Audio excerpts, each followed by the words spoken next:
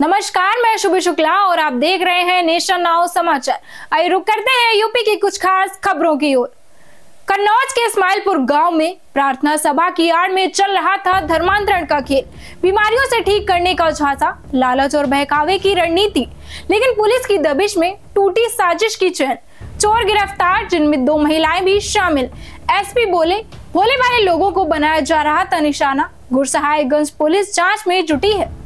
वहीं लखनऊ की सड़कों पर पानी और सिस्टम में लापरवाही। बीजेपी विधायक डॉक्टर राजेश्वर सिंह ने सीएम योगी को पत्र लिखकर जलभराव की गंभीर स्थिति पर त्वरित समीक्षा की मांग की है।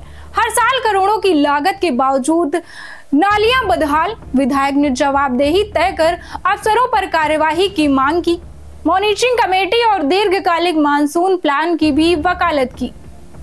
वहीं कौशाम्बी के भरवारी की गलियों में विकास की नहीं, बदहाली की कहानी बह रही है। नगर पालिका परिषद के पचपड़ा गांव में बारिश ने रास्तों को तालाब और घरों को खतरनाक सीलन में तब्दील कर दिया है। पीड़ितों की गुहार के बाद भी अधिकारी मौन है।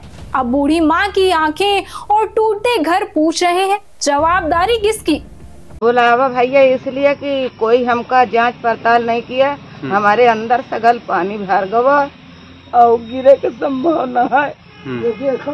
और गिर के दब के मर जावे तो को आगे पीछे हमरे नहीं।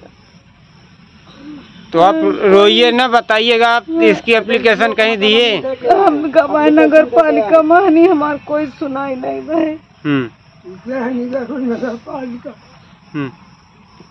तो हम का कहते घर में गिरे परे रही थी, चाहे गिर जाए, चाहे पर जाए, दब जाए, चाहे मर जाए, कोई सुनाई नहीं ना। पूरा चमुक पानी भरा, उधर घुमा के दिखा दिया, पानी भरा हुआ। पूरे गांव का पानी आ रहा है पुल बनने की वजह से। ये गांव कौन सा है? धन्नी गांव है, पचपेड़वा। चलिए ठीक है। दादा आपका क्या नाम है? हमारा नाम है घूमेलाल। वहीं कानपुर देहात पुलिस ने अंतर्राज्यीय चोर गैंग से जुड़े 2 खरीदारों को गिरफ्तार कर बड़ा खुलासा किया है। एसपी अरविंद मिश्र ने प्रेस वार्ता कर बताया कि आरोपी निखिल गौतम व गुड्डू फौजी चोरी का सोना चांदी खरीद कर मुनाफे में बेचते थे। पूछताछ में यूपी से लेकर राजस्थान तक की चोरियों का नेटवर्क सामने आया है। दोनों पर दर्ज है दर्जनों मुकदमे। वहीं मुरादाबाद पुलिस ने तकनीकी का कमाल दिखाते हुए 146 चोरी और गुम हुए मोबाइल बरामद किए हैं, जिनकी कीमत करीब 30 लाख रुपए है। सर्विलांस सेल ने CIR पोर्टल की मदद से यह बड़ी कामयाबी हासिल की। एसपी सिटी कुमार रणविजय सिंह ने बताया, मोबाइल उनके असली मालिकों को सौंप दिए गए हैं।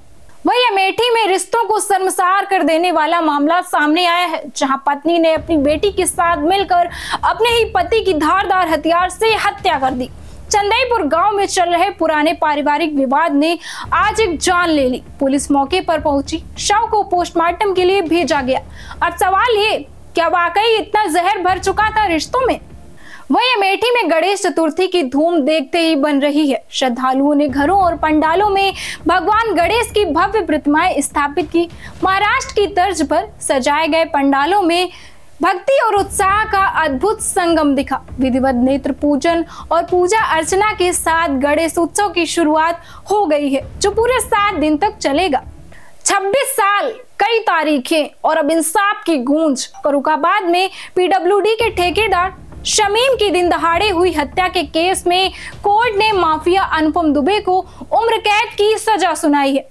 पहले से 70 से ज्यादा मामलों में लिप्त अनुपम पर यह दूसरी उम्र कैद है। मथुरा जेल से भारी सुरक्षा के बीच पेशी हुई। कोर्ट ने 1 लाख रुपए जुर्माना भी ठोक दिया है।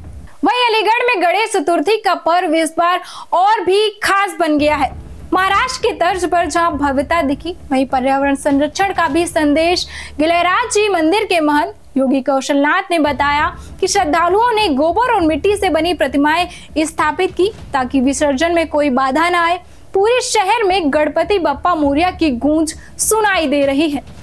महाराष्ट्र की तर्ज पर अब गणेश चतुर्थी का त्योहार हर जगह मनाया जाता है। मैं आपको बता दूं, दरअसल अलीगढ़ में भी बड़े धूमधाम से गणेश चतुर्थी का त्योहार मनाया जाता है और सभी लोग अपने प्रतिष्ठानों पर, गलियों में, मोहल्लों में, अपने घरों में गणेश जी को स्थापित करते हैं, उनकी पूजा अर्चना करते हैं, फिर उनको विसर्जित करते हैं। मैं एक प्रतिष्ठित मंदिर गिलराज जी में स्थित हूँ, जहाँ मेरे संग महंत भी मौजूद है। महंत जी के द्वारा जानूंगी क्या इनकी प्रक्रिया, क्या विधि है, क्या विधान है और क्या इसकी पूजा से लाभ मिलता है। इस तरह की जानकारी मैं इनसे लूंगी कि गणेश चतुर्थी का क्यों मनाया जाता है। इस तरह से महाराष्ट्र में मनाया जाता था, अब यूपी में भी पूरे में मनाया जा रहा है। क्या इसके पीछे का राज है, क्या फैशन है, क्या मन में आदमी को श्रद्धा है, क्या चीज है, वो मैं जानना चाहूंगी इनसे। तो मैं बात करूंगी बहन जी से कि उन्होंने भी अपने यहाँ पे एक गणेश जी की मूर्ति को स्थापित किया गया अपने मंदिर में, क्या पूरी प्रेम। सर नमस्कार, पहले तो आपसे जानना चाहूंगी क्या परिचय है। मैं महंत योगी कौशलनाथ, गिलराज जी हनुमान मंदिर, अचल सरोवर। सर, जैसे कि महाराष्ट्र की तर्ज पर पूरे उत्तर प्रदेश में आप देख रहे हैं कि गणेश चतुर्थी का त्योहार मनाया जाता है और अपने घरों पे गणेश जी को स्थापित किया जाता है, क्या विधि विधान है इसका? सर्वप्रथम तो आपके चैनल के माध्यम से सभी को गणेश चतुर्थी की बहुत बहुत हार्दिक शुभकामनाएं। गणेश चतुर्थी मूलतः महाराष्ट्र से आया एक पर्व है और मैं ये कहूँगा कि ये पूरा भारत अखंड है। पहली बात तो कोई भी पर्व कहीं से भी आ सकता है। आप देखते हैं कि खाटू श्याम जी की पूजा राजस्थान में होती थी, आज पूरे विश्व में हो रही है। बांके बिहारी वृंदावन से आए, तो ऐसा कुछ नहीं है कि महाराष्ट्र की पूजा यहाँ नहीं हो सकती। पहली बात तो ये, लेकिन होना चाहिए विधि और विधान के अनुसार, शास्त्रों की अनुसार होना चाहिए, तो वो साथ संगत है, नहीं तो फिर वो बेकार है, व्यर्थ है, पूजा बिल्कुल व्यर्थ है।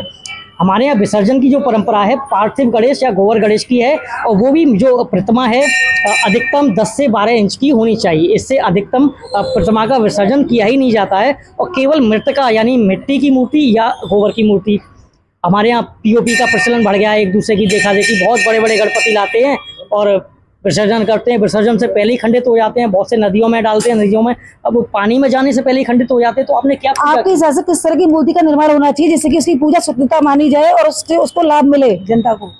जो प्राचीन काल से परंपरा हमारी रही है मृतिका की, नदियों की मिट्टी से बनी हुई मूर्ति हो, नदी में ही विसर्जन कर दो, सबसे अच्छा रहता है। उसके अलावा गोबर और मिट्टी या पंचगव्य, हमारे यहाँ पंचगव्य की प्रतिमा स्थापित है जिसमें कि गाय का गोबर भी है, दही है, दूध दही और मिट्टी भी सम्मिलित है। जैसे क्या प्रावधान रहता है गणेश जी के साथ? हम आप विसर्जित कर रहे हैं, जिसको स्थापित करते हैं, स्थापित से विसर्जित तक का सफर क्या रहता है? उस पीरियड में किस तरह की पूजा अर्चना की जाती है, किस तरह के कार्यक्रम किए जाते हैं, क्या है इसका? इसमें कुछ लोग तो 3 दिन में विसर्जन करते हैं, 5-7, लेकिन अधिकतम 11 दिन की प्रक्रिया रहती है। और रोज हम ये कोशिश करते हैं कि जब एक बप्पा आए हैं, छोटे रूप में आए हैं, बाल रूप में आए हैं, तो बाल रूप में कम से कम 8 बार उन्हें दूध का, कभी दही का, कभी भोजन का, कभी रात में किसी और चीज़ का, मिष्ठान का इत्यादि का, अलग अलग तरह के मोदकों का, इनका भोग लगाना चाहिए। पूरी मतलब ये समझना चाहिए हमारे घर में कोई मेहमान आया, उसी अनुसार हम सेवा करेंगे तो प्रतिदिन हमारी कोई ना कोई घर की कमी, नेगेटिविटी और भी जो परेशानियां घर में होती हैं, एक एक दिन में परेशानियों को समेटेंगे। उन परेशानियों के साथ जब हम उन्हें विसर्जन करेंगे तो हमारी परेशानी भी विसर्जित हो जाएंगी, ऐसा हमारा मानना रहता है। तो इसी मान्यता के अनुसार उनका विसर्जन किया जाता है, लेकिन पार्थिव और मृतिका की गणेश जी का।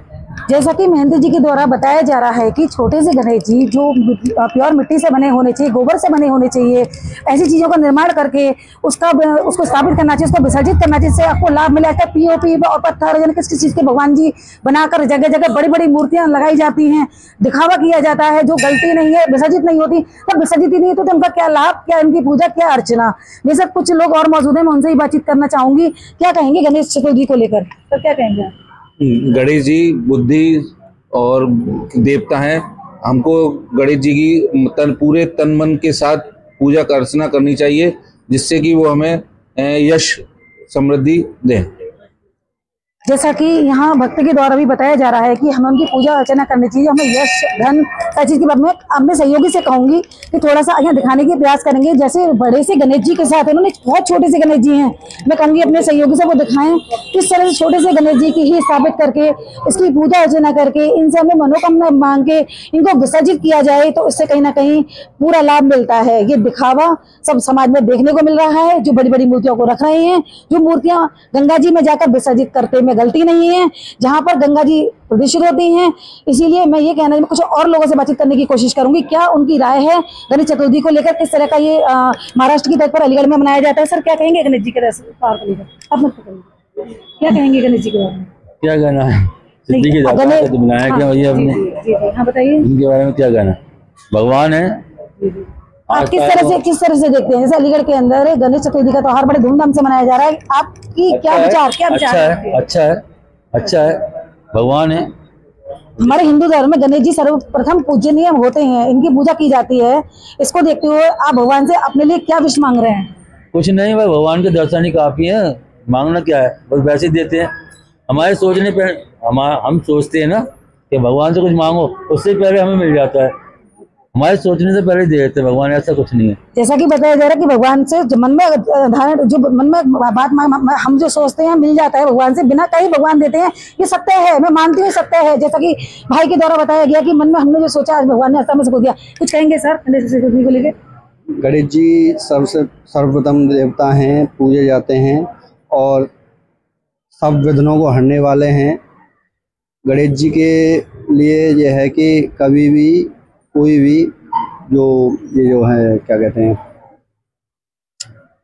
जो वैसी वाली मिट्टी वैसी जो होती है पीओपी से बना रहे हैं, वो नहीं बनाना चाहिए। मिट्टी के या कोई भी इस तरीके से बनाएं जो कि अपने स्वयं उसको विसर्जन कर सकें, जिससे विधि विधान से पूजन कर सकें और सब आराधना कर सकें। और अपने घर में जैसे बुला रहे हैं या प्रतिष्ठा कर रहे हैं, तो ये है कि उनकी वैसे जैसे कोई मेहमान आता है उस तरीके से, पारंपरिक तरीके से और बड़ा अच्छे भोगों से, अच्छी पूजाओं के साथ।